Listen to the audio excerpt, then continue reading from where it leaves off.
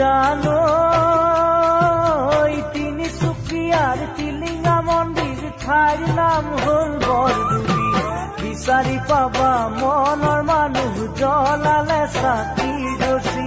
তিনিচুকীয়াৰ টিলিঙা মন্দিৰ ঠাইৰ নাম হ'ল বৰদুবি। বিচাৰি পাবা মনৰ মানুহ জ্বলালে চাকি ৰচি। জানো দূৰ দূৰণিৰ ডেকা জীয়ৰী আহেনো যোৰা পাতি। পুৱা গধূলি টিলিঙা বান্ধে হ'বলে বিয়াখনি।